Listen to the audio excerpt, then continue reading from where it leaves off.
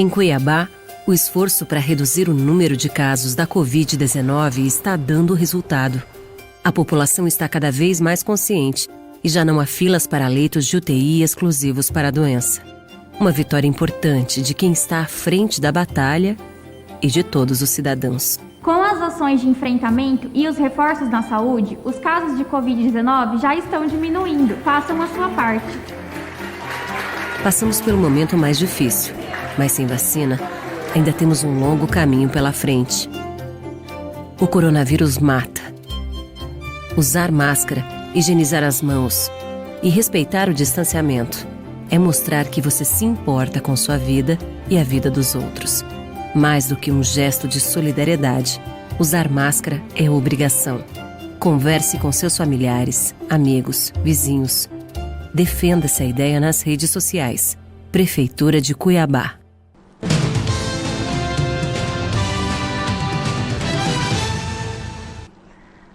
Olá, hoje o nosso assunto é a alta do preço dos alimentos. Em especial, vamos contextualizar como está Mato Grosso nesse cenário nacional. O nosso convidado é o economista e articulista do site RD News, Vivaldo Lopes, que esteve conosco no começo do ano, antes da pandemia. Vivaldo, obrigada por estar conosco novamente. E assim, só trazendo alguns dados para a gente começar a comentar, você tentar trazer para a gente aqui algumas análises. O arroz, segundo o IPCA, subiu mais de 19%, né? O feijão, 30%. Leite, 23%. Óleo de soja, mais 18%.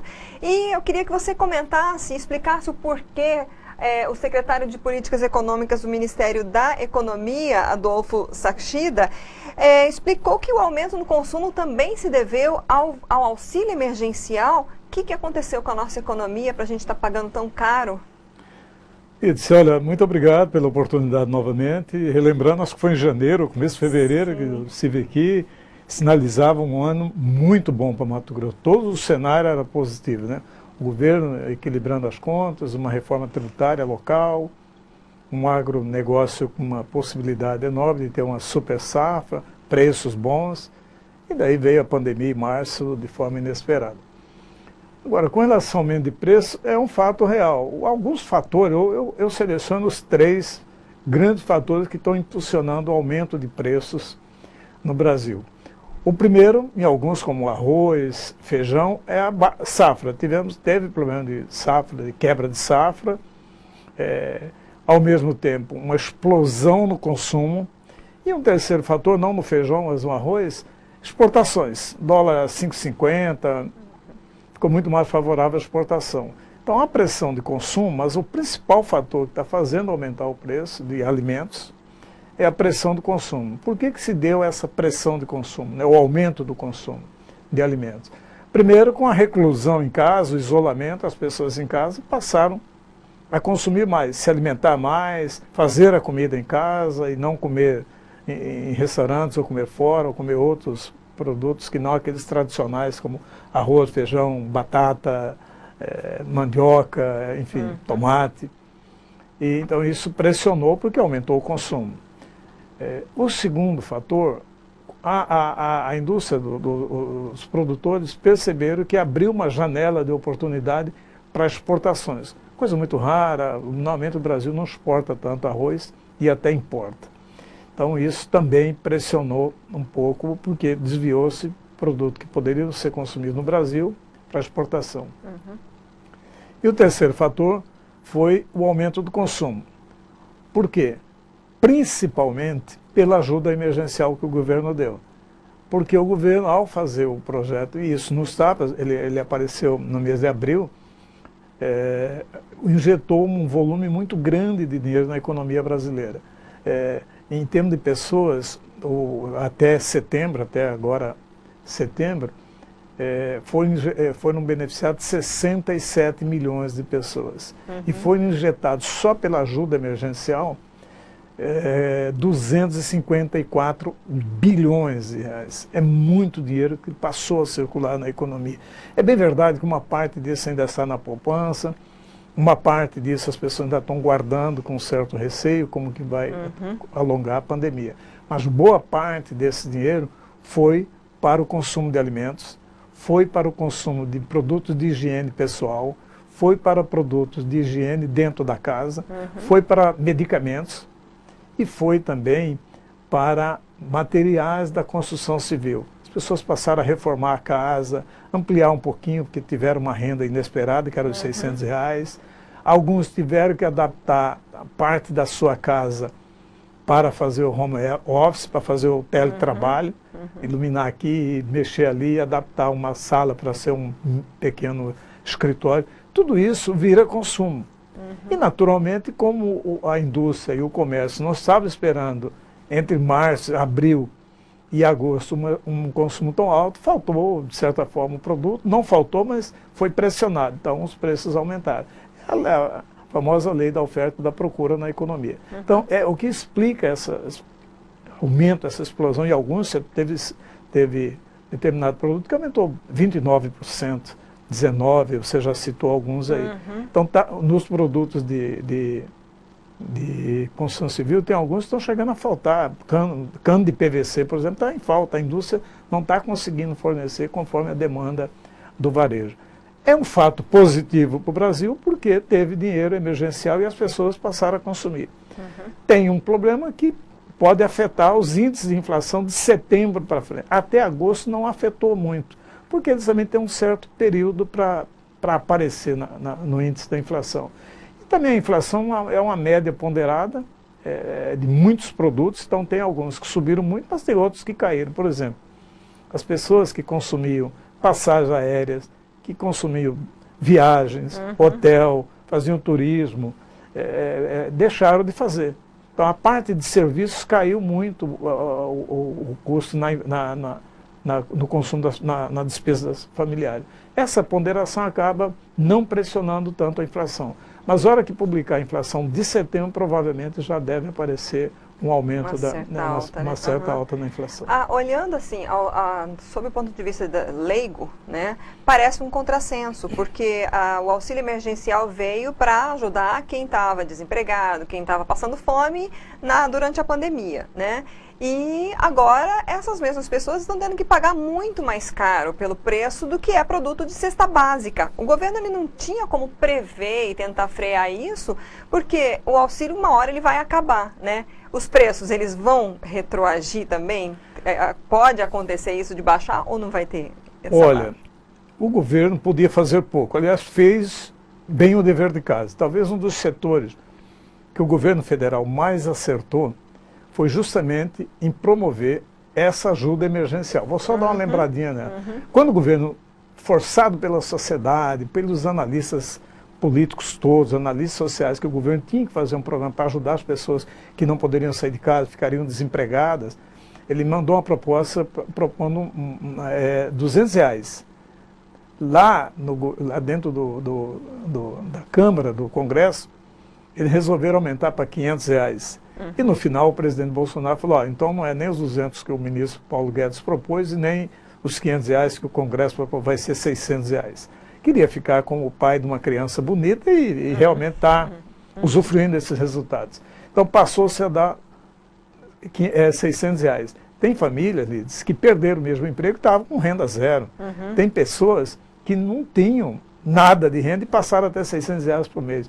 E tinha pessoas do Bolsa Família, por exemplo, que recebiam R$170, R$190, de repente passaram a receber 600 por mês e algumas até 1.200 se fosse mãe solteira e líder da família. Então, esses fatores todos é o dever de casa. Acho que o governo federal fez bem o dever de casa em montar esse programa emergencial, fez bem em montar um programa de ajuda financeira para os municípios, fez bem em fazer uma ajuda financeira de ajuda para os estados, suspendeu a dívida dos estados. Então, esses fatores todos permitiram que as finanças dos estados e dos municípios ficassem em pé e as pessoas, mesmo isoladas em casa, não podendo trabalhar, ou desempregadas, ou vulneráveis socialmente, puderam consumir. Então, o efeito negativo é que isso agora dá ruim. Por quê? Porque aparece como inflação, aumento de preço.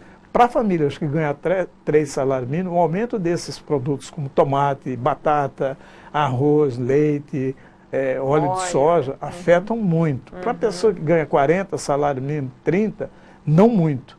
mas afeta. É um efeito inesperado, mas também inevitável.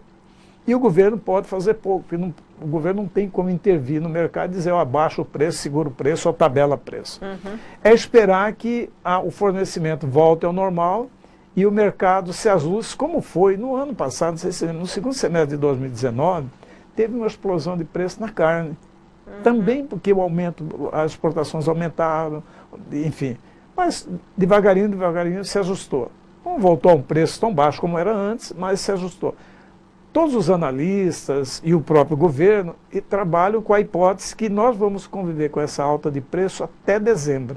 Aí em diante já vem uma nova safra de arroz, o governo já tirou as taxas de importação, acho que de novembro em diante começa a aparecer, chegar esses arroz importado, vai equilibrando um pouco. A tendência é que em janeiro a gente volte quase que à normalidade de preços.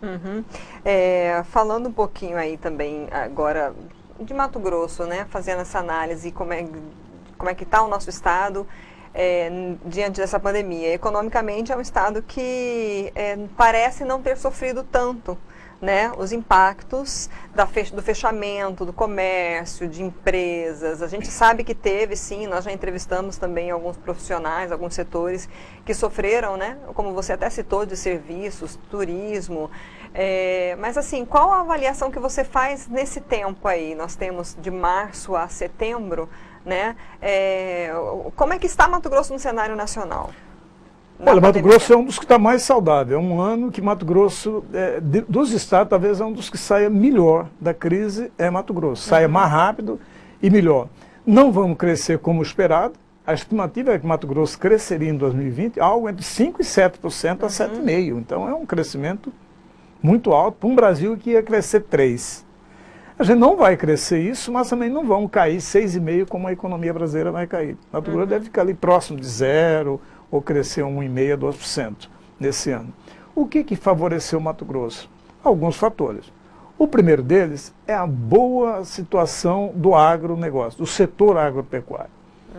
Está talvez num dos melhores anos. Um dos melhores períodos do agronegócio no Mato Grosso foi de 2010 a 2020 agora. E 2020, talvez dos 10 anos, seja o melhor dos anos.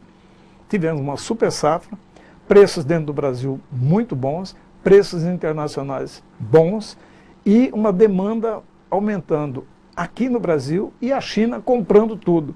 Então esses fatos, e mais a questão cambial. A safra foi plantada a 3,50, 3,80 o dólar, um dólar R$3,80 reais, e está sendo vendida a 5,50, a 5,30. Então melhorou bem o agronegócio. Quando o agronegócio vai bem, ele ativa 50% do PIB do Mato Grosso é impulsionado pelo agro. O agro sozinho participa com 9% do PIB de Mato Grosso. Mas ele impulsiona outros 40 e pouco que ajuda a economia de Mato Grosso. Então esses fatores estão favorecendo, porque o transporte é ativado, o consumo de energia, compra de carros, tudo é ativado quando o agronegócio está obtendo bons resultados. Segundo bom resultado para Mato Grosso, fator que explica a boa performance de Mato Grosso. No final do ano de 2019, o governador Mauro Mendes fez uma alteração tributária no ICMS, tributando mais alguns setores do comércio e retirando muitos subsídios que tinha para alguns setores, alguns indevidos e alguns que já poderiam ser retirados mesmo. Isso vai gerar a mais no caixa do governo 3 bilhões de reais. Então isso dá um impacto positivo muito bom, ajuda a equilibrar as contas do governo. Além desse aumento de ICMS, aumentou também o FETAB, porque houve movimentação de mercadorias. O FETAB, que arrecadava no governo TAX 900 milhões por ano, deve arrecadar 2 bilhões este ano de 2020. Outro fator, com as pessoas indo para casa, o governo economizou muito em setor como a educação, que tem muita gente, escolas fechadas, repartições públicas. Ele reduziu muito os custos administrativos do governo. Então isso ajuda também. Apesar de que aumentaram as despesas com saúde, mas reduziram em vários outros setores. Outro fator que ajuda muito o estado de Mato Grosso. Eu estou falando do estado porque quando o estado está bem, a economia também sente isso, né? Toda a sociedade. O governo teve suspenso por efeito de uma lei nacional o governo deixou de pagar até o final de 2020 todas as suas dívidas com bancos brasileiros, bancos internacionais e com o governo federal. Isso vai gerar no caixa do governo mais R$1 bilhão, Nossa, que ele deveria pagar boa em parcelas da dívida, ele não. E isso porque é uma lei federal, não é porque o governador está dando calote. A soma desses fatores deve gerar mais no caixa do governo, porque de ajuda direto no caixa, o governo de Mato Grosso recebeu 3 bilhões do governo federal. E recebeu de graça, não vai precisar pagar. Os municípios de Mato Grosso receberam quase 2 bilhões distribuídos em 141 municípios. Esse dinheiro todo ajuda a equilibrar o governo passa, os governos passam a pagar melhor seus fornecedores, pagam em dia o salário dos seus empregados e isso vai para a economia, vai para o consumo. Essa soma de fatores está fazendo com que a economia de Mato Grosso seja uma que está sentindo menos os efeitos da pandemia, do isolamento, da paralisação da economia. E por último, Lides, só para ficar num dado, em Mato Grosso, em torno de 930 mil famílias foram beneficiadas pela ajuda emergencial. 930, em torno de 900 mil famílias. Isso vai gerar no caixa dessas famílias, entre abril e dezembro, 3 bilhões de reais. 3 bilhões, que era uma receita não planejada. E essas famílias, naturalmente, estão direcionando isso para o consumo. Então, esses fatores estão favorecendo muito a economia de Mato Grosso no ano de 2020. Então, diante desse cenário que você coloca, Mato Grosso é um estado excelente para investir, né? Por que não chega aqui, por exemplo, a industrialização que tantos setores defendem, pedem? O que falta para o nosso estado crescer mais, Rivaldo? Olha, olhando assim, bem... Mato Grosso está aí meio ungido pelos deuses, né? Tá assim, e o ano é um ano dourado. Tá? Agora, alguns fatores ainda... Primeiro, uma logística ruim que para você produzir lá em Sinop, em Lucas, e fazer isso chegar à China, precisa uma logística muito ágil, muito boa, que nós não temos ainda. A ferrovia nossa está em Rondonópolis, e o centro de produção nosso está no Médio Norte. Tem tudo por estrada, né? E tudo por estrada, ainda é um fator que inibe bem. Mas estamos avançando. Tem 3 ferrovias que acho que nos próximos 5 anos devem cruzar Mato Grosso, o que vai favorecer.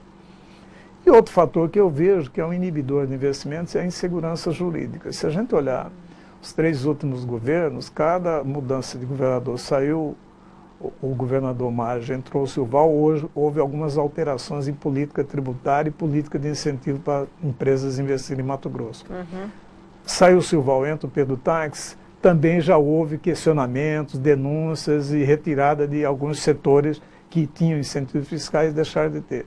Sai o Pedro Tax, entra o Mauro Mendes, todo mundo vê o mesmo cenário, a mesma cena. Um governador que entra dizendo que o governador anterior promoveu incentivos, política tributária irresponsável, mal direcionada. Olha, isso na ótica política é denuncismo, mas olhada pelo mercado é insegurança jurídica. E na insegurança jurídica, a empresa, o grupo empresarial pensa muito antes de investir um investimento que ele vai botar aqui para colher nos próximos 30 anos. Nossa. Veja um caso específico de uma grande indústria de bebidas em Rondonópolis. Quer dizer, ele montou, tudo bem, houve irregularidade, mas quando ele montou aquele negócio, ele planejou aquilo para os próximos 30 anos. E, de repente, o que estava programado por ele vai ser retirado por alterações tributárias do governo. Isso gera, sim, insegurança para investimentos de longo prazo. E qual a expectativa para 2021? Para o nosso caso, vamos estabelecer aqui o Mato Grosso, né? O que você acredita que vai ser? Eu acho que vai ser um ano ainda melhor do que 2020. Bom, né? Porque nós vamos ter de novo uma grande safra, né? Tudo caminha para a gente ter de novo uma grande safra em 2021.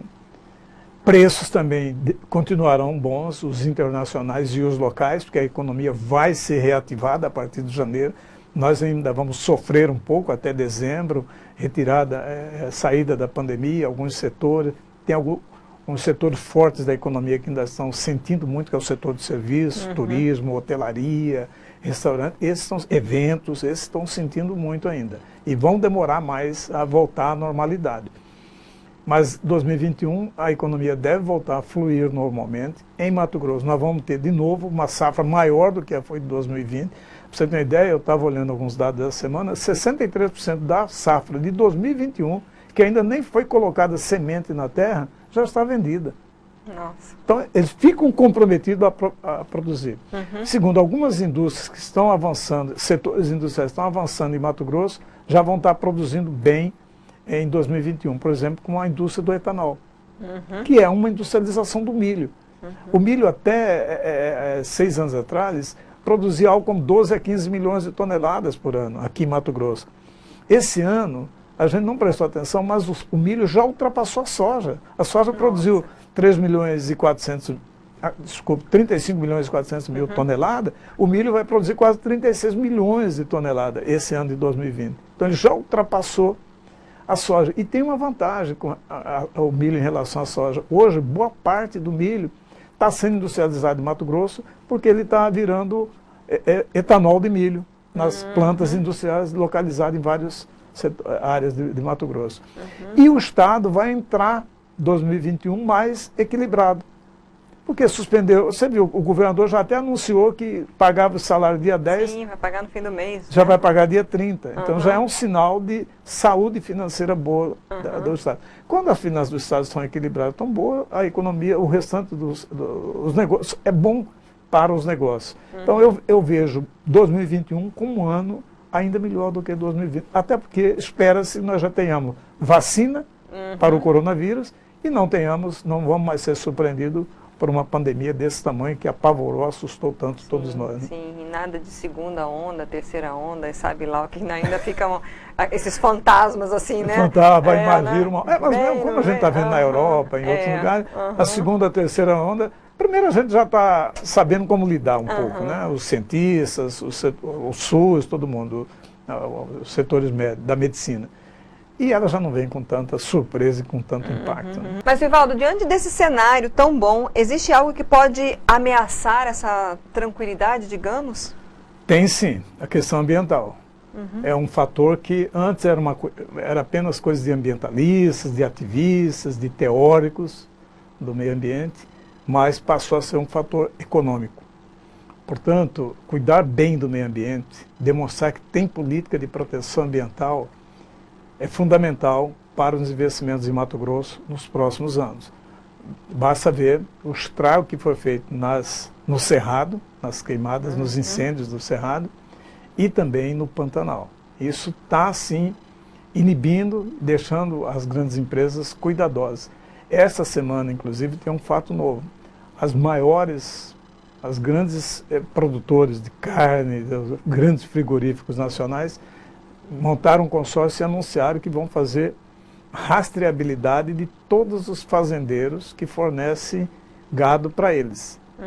Então, a questão de quem cria no Pantanal ou no Cerrado, se tiver sinais de que aquele gado não foi produzido com cuidados sociais e ambientais, pode não ter comprador. Então, as grandes empresas, elas próprias, sem interferência do governo, resolveram botar uma política de rastreabilidade ambiental e social. Com cuidar, com plataforma tecnológica, com imagens de satélite, enfim. Mato Grosso precisa demonstrar que protege bem o Pantanal, protege bem a orla, a parte amazônica e protege bem o Cerrado para poder tranquilizar os futuros investidores aqui no estado. Para a gente encerrar, Vivaldo, diante desse cenário assim que a gente vê promissor em Mato Grosso, voltando para o cidadão comum, que está aí, né, tendo que enfrentar essas altas, tudo bem, teve um dinheiro a mais, mas que conselhos você dá para esse fim de ano? Porque geralmente o fim de ano se espera já alta em preços, né, um alto incentivo ao consumo, porque tem Natal, tem Ano Novo, tem virada de ano, as pessoas se programam, como você mesmo já falou, teve gente que já aproveitou para reformar alguma coisa, mas como fazer desse fim de ano um ano, digamos, saudável financeiramente para o bolso? Primeiro, precaução, guardar um pouco. Guardar um pouco. Por quê? Porque a ajuda emergencial vai parar em dezembro. Em janeiro e diante já não tem, e tem um nível, nós vamos começando com um razoável nível de desemprego. Que a pandemia vai acabar, mas boa parte das pessoas que foram demitidas não vão encontrar emprego de imediato. Então, é precaução. Não consumir tudo que veio de ajuda emergencial, de alguma forma. Guarde um pouco, porque para janeiro em diante, você começar o ano pelo menos tendo um pouquinho para respirar. E para o comércio um certo cuidado. Por quê? Além da gente, de setembro para dezembro, a ajuda emergencial diminui de 600 para 300 reais, então já diminui consideravelmente, é metade, né? É bom lembrar que em dezembro não vai ter o 13º dos aposentados do INSS, que são bilhões e bilhões que são injetados na economia. Por quê? Também por uma legislação nacional, o governo federal antecipou o 13º dos aposentados do INSS para junho e julho. Então não tem 13º esse ano, aquele dinheirinho esse que os aposentados, os vovozinhos compram presente para os netos, e não vai ter. Então é bastante precaução para quem vai vender e principalmente para quem vai consumir, porque em janeiro começamos de novo, mas já sem ajuda emergencial. E já é um mês que tem geralmente também alguns gastos a mais, impostos, e muitos impostos, tributos que foram adiados do governo estadual, dos governos municipais e do governo federal, que eu acho que não vão mais cobrar esse ano, está até outubro, mas a tendência é prorrogar até dezembro, sem pagar, né, o recolhimento de alguns tributos. Em janeiro não, vai ter que recolher. Então, aí é bastante precaução e um certo planejamento financeiro, um cuidado financeiro para não chegar janeiro sem nada, para aguentar pelo menos 2 meses de travessia. De fôlego, né? Tá joia, Vivaldo, muito obrigado novamente. Obrigado, Alice, pela oportunidade de estar falando um assunto que é tão útil para a sociedade e do meu dia a dia, né? Eu sou um economista que gosta da economia. Né? Tanto que está aí com a gente no RD News. Então, gente, se você quiser acompanhar o Vivaldo, qual o dia da semana que você está sempre? As quintas-feiras. As quintas-feiras, né? Todas as quintas, então, o Vivaldo traz artigo novo para você no site RD News. Você pode acessar lá e acompanhá-lo. Obrigada. Bom, nós conversamos então com o economista Vivaldo Lopes, também articulista do RD News. Essa entrevista fica disponível também no nosso canal do YouTube e ali no destaque do RD TV do site RD News. Curta e compartilhe. Até a próxima.